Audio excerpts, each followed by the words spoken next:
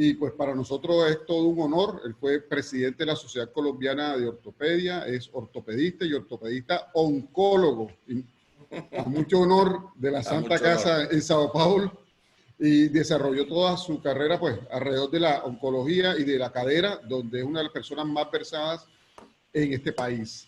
Y es para nosotros un honor pues hablar de este tema que yo sé que a él le encanta, y para nosotros pues digamos que es también una opción de tratamiento. Y doctor Pérez, pues muchas gracias por tenerlo acá, es un honor, y la pantalla es suya para poderla compartir, y queremos escucharlo.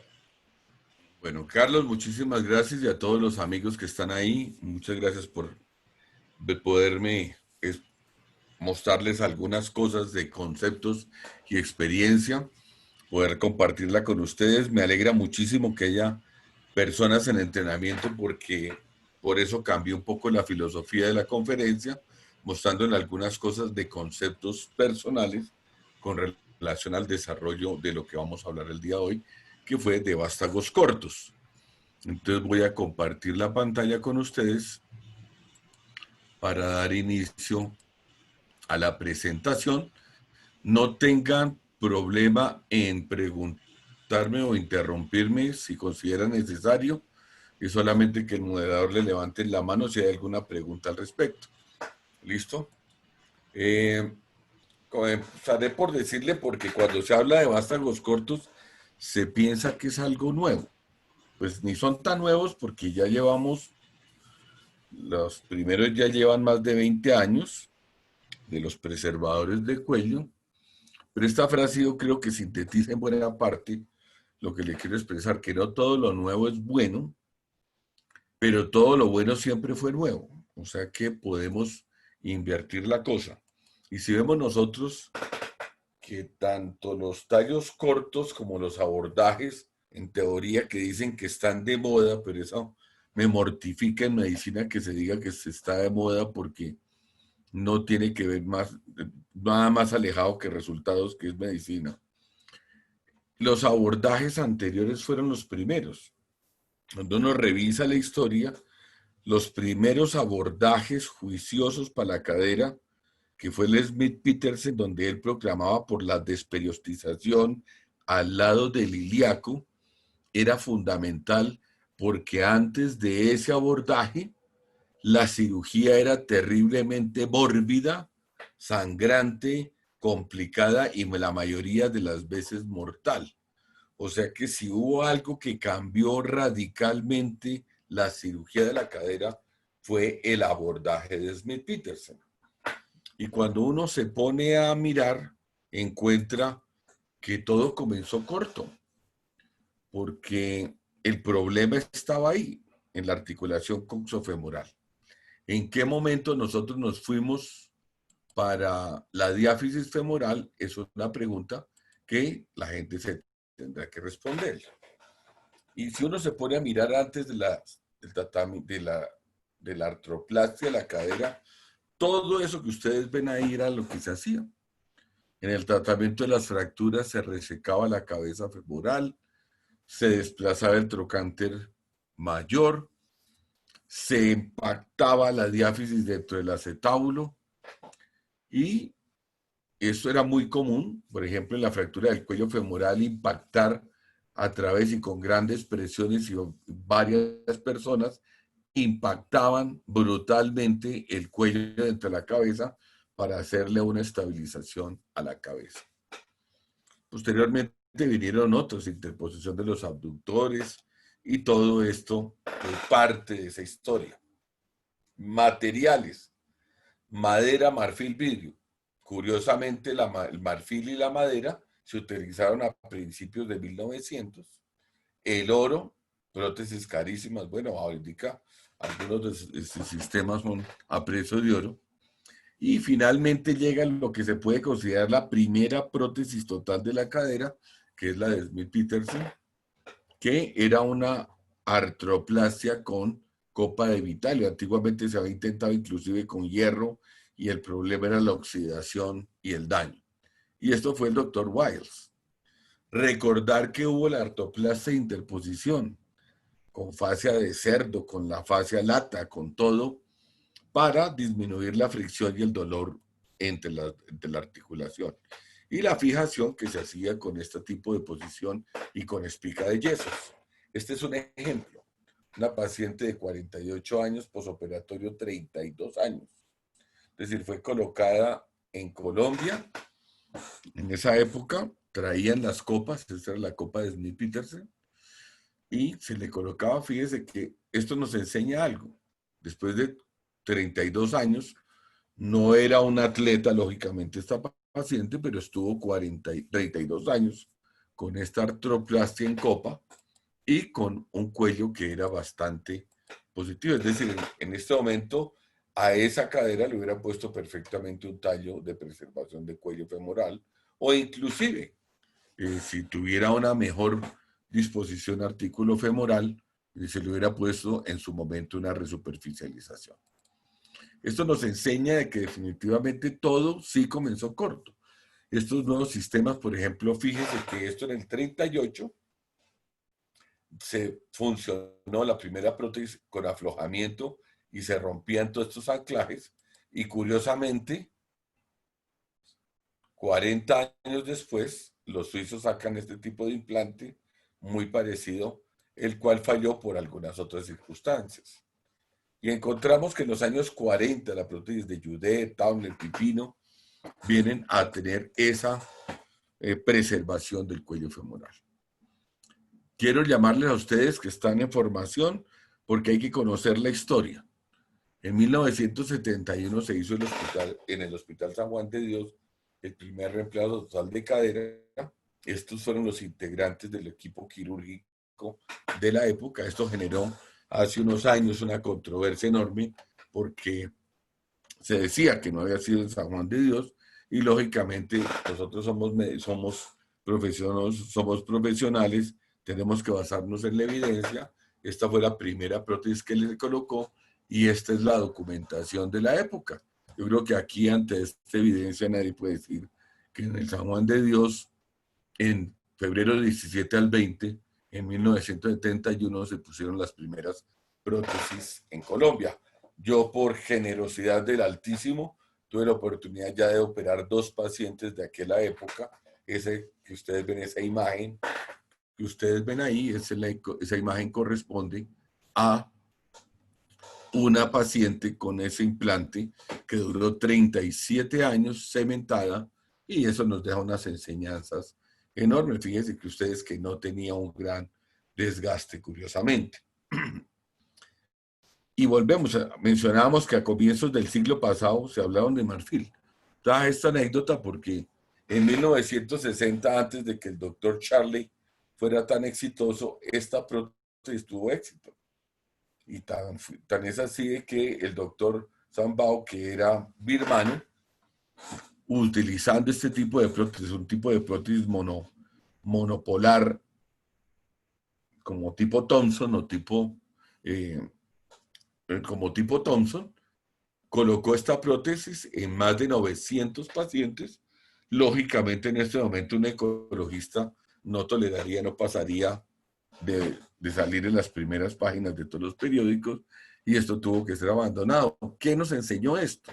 Que había materiales que eran biocompatibles con el organismo, como fue el caso del marfil, que era altamente compatible con el organismo. Y llega la historia. Se considera al doctor Chandler la persona que fue el padre de la artroplastia moderna en la cadera y estas eran las 3 características. Artroplastia de baja fricción, usar el cemento y el polietileno el polietileno. ¿Qué ha pasado con todo esto? Y aparte de eso, el abordaje con levantamiento con osteotomía trocantérica. Si nos ponemos a pensar la artroplastia de baja fricción de cabeza 22, pues ya en este momento no se considera. Utilizamos polietilenos de ultra alta densidad. Y lo otro, ya no abrimos el trocante. Realmente del doctor Charley quedaron muy pocas cosas, quedó el concepto de la cementación que después fue desarrollado mejor por la escuela de Exeter. Y la supervivencia 81-77, yo creo que eso ha mejorado tanto en los implantes cementados de la escuela de Exeter como en los implantes no cementados de fijación proximal. Esta es una que traigo, como dicen, de mi pecunio, de una paciente que nos enseña también bastante, 46 años con artritis reumatoidea. En esa época no había seguridad social. Esta paciente fue a una fundación, artritis reumatoidea, fue a una fundación que había, que era la Fundación Reumatológica de Colombia, donde yo trabajaba, y nos donaban unas prótesis que esterilizábamos común y corriente en el hospital. Le colocábamos esa prótesis, la paciente hizo un bazar para pagarse los gastos de la cirugía, no al cirujano, lógicamente. La prótesis donada por el laboratorio Petit francés, y esto se hacía. Curiosamente, era una cabeza 32 con un vástago curvo tipo banana. Si ustedes ven la alteración aquí, era algo que se promovía en la época, que era para aumentar la dureza en los reumáticos, ponerle unos tornillos en el techo y reforzar el cálcar con una placa de media caña. Observen que esos eran conceptos, no se tenía el concepto de la metalosis, de la presurización, del cemento, nada de eso. ¿Qué pasó con la filosofía de la cementación, de la filosofía de la cementación? Que cuando se desarrollaron los vástagos no cementados, se hicieron con esa filosofía de fijarlos en la diáfisis femoral. Y esto llevó a todo el desastre que conocemos del problema del stress shielding, de la osteolisis proximal, dolor en el muslo, fracturas, etc. Este es un ejemplo clarísimo de la pérdida de hueso proximal que se ve cuando hay una fijación distal y no hay carga proximal. Este es un ejemplo de esa pérdida ósea severa, donde aquí hay una muy buena fijación distal y hay una reabsorción de todo el fémur proximal. Y ese desarrollo de esos vástagos no cementados se hizo sobre los modelos de los cementados, pero tuvo una gran ventaja. Este modelo que fue por descrito por el doctor Miller, el modelo autobloqueante, fue el que en últimas se desarrolló, primero cubriéndolo con hidroxiapatita y posteriormente con poros, que fue el modelo típico de la prótesis tipo taper. Corey para algunos, que después primero fue por el laboratorio Sandoz, fue comprada posteriormente por Johnson Johnson, y este fue el resultado. Los resultados de estos vástagos de apoyo metafisero fueron muy buenos, tanto en estabilidad como en supervivencia de esos tallos, desarrollando los famosos puntos de anclaje, que no es nada más que son las cargas que se transmiten a través del hueso, según la ley de Wolff, y que nosotros encontramos representadas a todo lo ancho del implante. Y son sistemas probados. Aquí algunos ejemplos, hay más de 20 aquí solamente en el país, simulando este tipo de implante, es decir, un tipo taper con hidroxiapatita y con poros. Pero lo interesante de esto, y aquí ya entrando en materia, es que ¿qué ha pasado con el estudio de estos tallos explantados? Se encuentra que en la parte proximal es donde ocurre el 80% de la integración del tallo, en tanto que un 20% en la parte media y en la parte distal no se encuentra integración ósea. ¿Eso qué nos está diciendo? Que fundamentalmente el apoyo es metafisial. Y en los estudios de carga de elementos finitos, lo que se encuentra es que la carga está al mismo nivel, es decir, en el extremo proximal de la prótesis a nivel del cálcar y la metáfisis. Luego, en teoría, sobraría esa parte distal. Entonces, Eso nos diría que en ese caso un tallo diaficiario es innecesario si uno garantiza que proximalmente no haya micromovimiento. Es decir, si uno garantiza que no haya micromovimiento con una fijación proximal adecuada, no necesita invadir la diáfisis femoral. Y preservar el cuello femoral es importante. Eso se sabe desde hace muchos años, desde hace casi 30 y pico de años, que mantener el cuello femoral, uno, disminuye el momento varizante por esto a una cuarta parte y aumenta la presión sobre las cargas. Posteriormente, Whitsides encontró que aumenta la resistencia a la torsión. Por eso es tan importante cuando se hacen osteotomía trocantérica, dar una muy buena fijación y consolidación, porque el trocánter está demostrado que aumenta la torsión. Si uno tiene una pseudoartrosis del trocánter, la posibilidad de falla de un implante es alto. Entonces, surge de que definitivamente sí hay un espacio para solamente proximalmente. ¿Cuál ha sido una de las críticas? Que la clasificación, que son muchos y muchas calidades, ocurre que en los vástagos convencionales, porque inclusive Canulla, quien hace la clasificación de los vástagos convencionales, es el mismo que hace la clasificación de los vástagos cortos, luego eso no nos tiene que preocupar. Lo que sí es cierto es definir el tipo de apoyo de cada vástago. Fundamentalmente, como decía yo antes, son de apoyo metafisiario. Y hay algunos que lo que hacen es acortar un vástago estándar, como es el caso de este sistema Minitargus. Hay otros que preservan el cuello y no invaden el canal femoral. Y hay otros que preservan el cuello pero invaden el canal femoral. Entonces, en eso hay que tener esas condiciones. En este caso, el CFP, por muchos no está considerado un tallo corto, sino un tallo de preservación del cuello femoral. Pero la filosofía es la misma: fijación metafisiaria, preservar el cuello femoral en lo que sea posible y no impedir la diáfisis femoral, y fundamental tampoco tocar el trocánter mayor, que creo que es muy importante. Nuestra experiencia viene desde el año 2000. En esa época teníamos este implante que, curiosamente, siendo un implante pequeño, no es un implante preservador del cuello, que es la prótesis de Mayo, desarrollada en la clínica Mayo, fabricada por Zimmer. Y curiosamente, como ustedes pueden ver, no les mencioné qué había pasado en el caso anterior.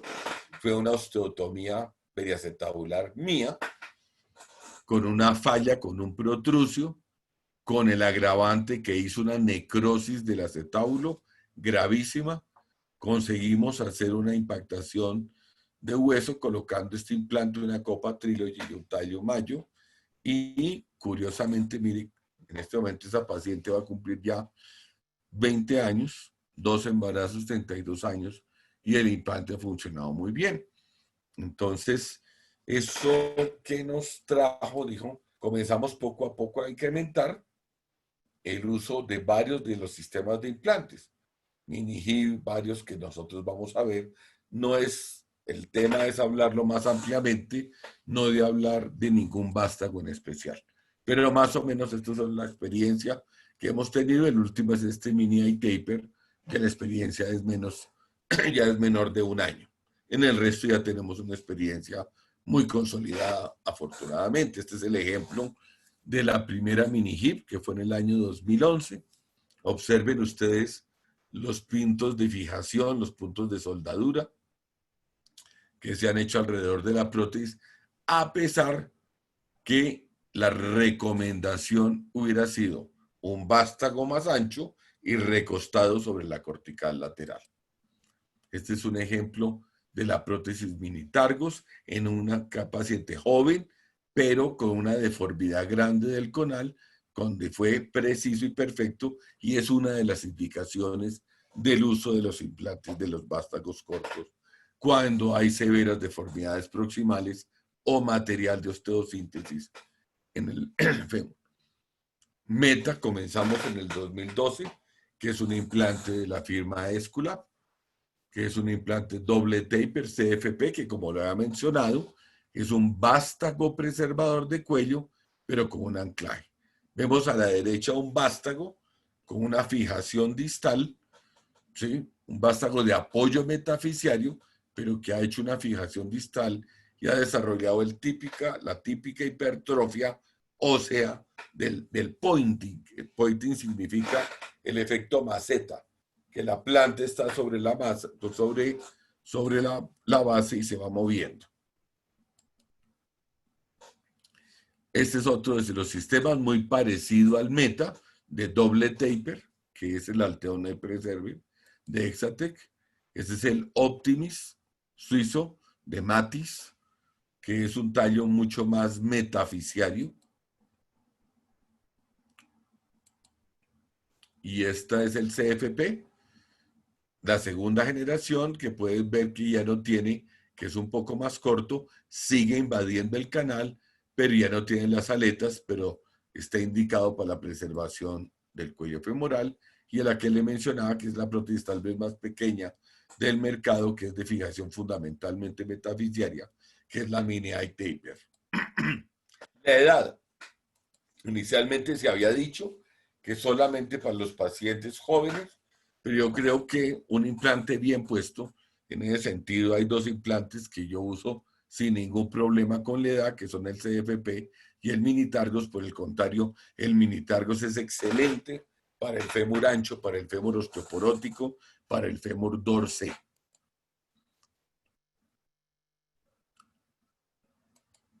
Este es una señor de 93 años, operado por mí 10 años atrás con una prótesis cementada, y aquí le pusimos una copa doble movilidad, que es nuestra filosofía actual, y un tallo corto sin ningún problema, siempre y cuando uno garantice una excelente fijación. ¿Cuál ha sido el comportamiento del mercado del incremento? El comportamiento ha sido el incremento en Europa, esto se ha visto sustancialmente. Ya los nuevos modelos, y en eso hace una semana que estábamos en un webinar de estos, se hablaba de que inclusive los tallos cementados de Exeter Rana ya vienen 2 centímetros más cortos, porque se han dado cuenta que fundamentalmente lo que se requiere es una buena fijación metafisiaria. Y uno ve el comportamiento. En el 2014 el 11%, y en este momento el mercado llega en algunos países casi al 20%. Entonces, algo dice que sí está funcionando. ¿Cuál era el otro hándicap, la otra falencia de los vástagos cortos? La poca literatura que tenían todavía, pero esto se ha incrementado enormemente. En los últimos años has tenido un crecimiento enorme. Y la evaluación de los resultados. Este es un estudio, una revisión sistemática que se hizo en metaanálisis y se comparó la supervivencia en 49 diferentes estudios clínicos. Y se hace lo mismo que recomienda NICE para la evaluación de un implante. Supervivencia mayor del 90% a 10 años. Y encontramos que todos, a pesar de la curva de aprendizaje, todos van por el mismo camino. Y dentro de este panel de expertos que se llama ODEP, que es el que da las recomendaciones para NICE, se ha encontrado que los vástagos en general van por buen camino y con un buen desempeño. Estos son algunos de los ejemplos.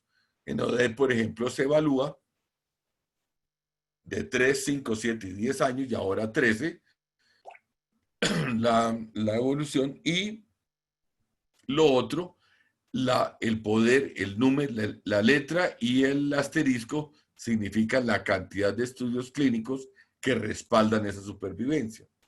Entonces ustedes encuentran ya algunos sistemas que ya van muy bien, como es el caso del CFP, que tiene el 10A, Meta, que tiene 10A asterisco, Minihip, que tiene 7A asterisco, y eso nos está diciendo que el comportamiento en supervivencia va muy bien. Ventaja, remodelación ósea.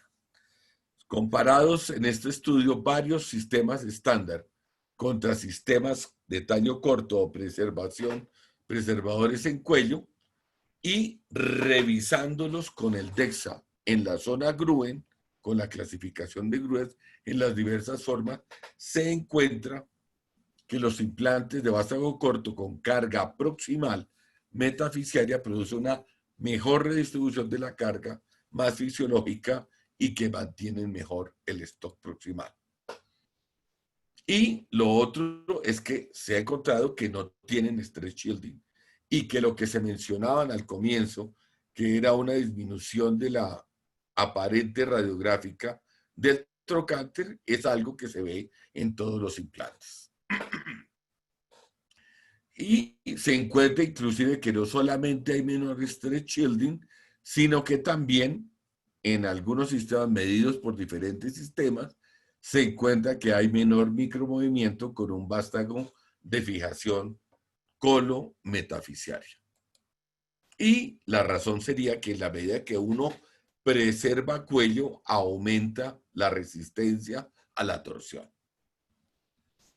Entonces, estabilidad mecánica definitivamente va a ser mucho mejor en cuanto uno preserva mayor cantidad de hueso proximal, menor micromovimiento. Dolor en el muslo, en el dolor del muslo, en estos 6 estudios aleatorizados y en otro metaanálisis que veremos, se encuentra que definitivamente la diferencia es grande con respecto a los vástagos metafisiarios. No hay presencia de dolor del muslo. Y la utilidad de utilizarlo cuando hay deformidades proximales, que es una gran ventaja, como en estos trabajos, que en ese sentido le gana al estándar. En este caso, poner un vástago estándar en una situación de estas puede ser totalmente una cirugía muy grande, o como en este caso de los casos presentados por el grupo del Hospital Italiano, por Picaluga, en este estudio. Otro de los trabajos de utilidad cuando hay deformidades proximales, de nuestro pecunio, uno de los ejemplos con Minihip, tenemos con varios de los implantes. La semana pasada hicimos otro con Minihip, con una placa muy semejante, pero pasando de lado. Y que son diseños amables con el abordaje anterior directo cuando se requiere, porque lo que hace es seguir la línea del Smith-Petersen. Entonces, la pregunta actualmente, ¿los vástagos están dando buena supervivencia? ¿Son efectivos? Están siendo efectivos. ¿Y son seguros? Son efectivos, son seguros con una buena curva de aprendizaje. Este es uno de los críticos grandes, que es mi amigo brasilero, y él me dijo una frase que la repito acá en honor a él, que me dice: yo voy a poner ese vástago corto que cuando crezca va a ser muy bueno.